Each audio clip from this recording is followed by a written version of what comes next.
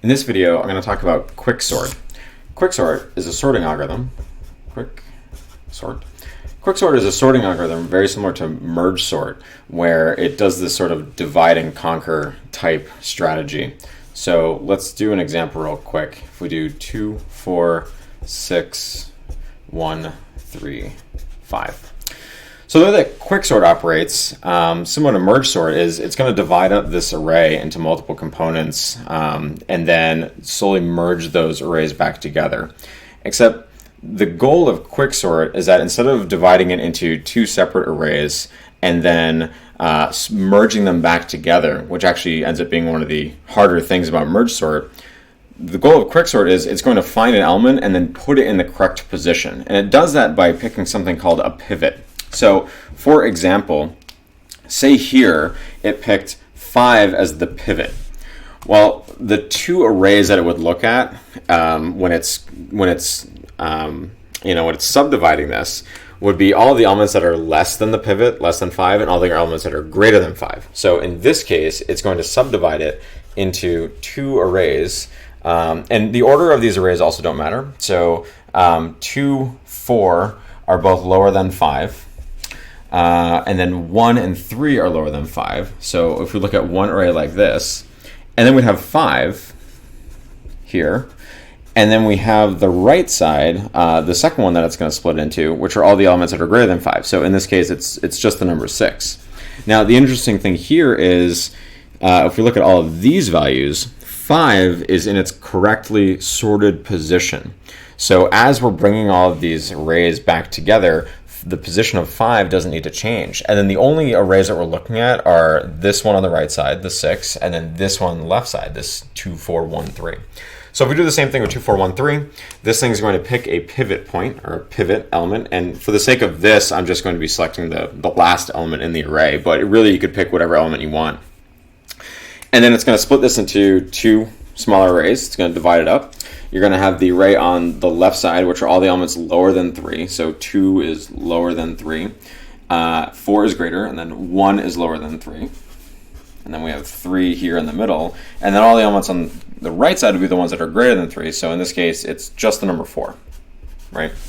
And if we look at this, we can already see that this is starting to get sorted here, right? We have 3, 4, 5, 6 sort of already in their proper positions of where they should be.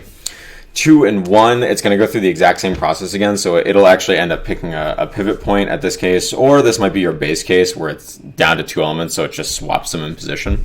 So it's going to sort these again by saying, take all the ones lower, put them on the left, take all the ones greater, put them on the right. It splits this 2 and 1 into a left and a right. In this case, there is no right, there's nothing higher, so you end up with sort of 1 in its final position. Then you end up with this array 2, which is the right side, right? So this actually isn't a left array. This is the pivot here, right? So to sort with quicksort here, the pivots that we've selected were 5 initially, then for this one it was 3, for this one it was 1. And it does this thing where it pushes it left and right. And the really great thing about this is there's no sort of merging back together.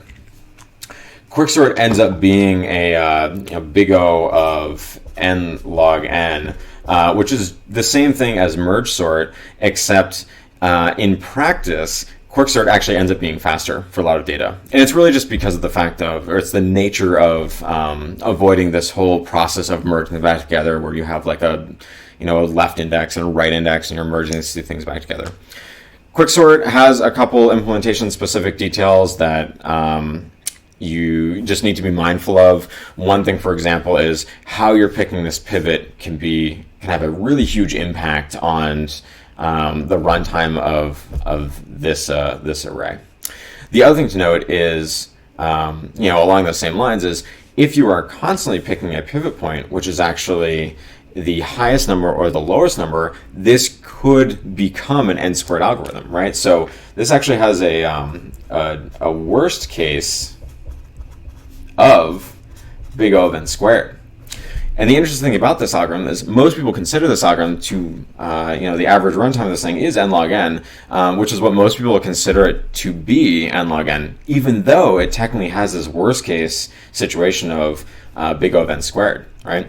So you can imagine when this would be n squared, which is If I were to select 6 as a pivot here, we would take 6 and put a log on the end, and we'd end up with this array of 2, 4, 1, 3, and 5, in which case I'm really not sorting anything. So if we constantly go through here and pick the worst pivot points at each of these iterations, we're essentially going to be doing like an insertion sort at that point, which has this worst case runtime of n squared, right? Yet in practice, quicksort does tend to be faster than merge sort, just due to the nature of when you're sorting well shuffled arrays. And we'll look into some more details about this in the next few videos as well.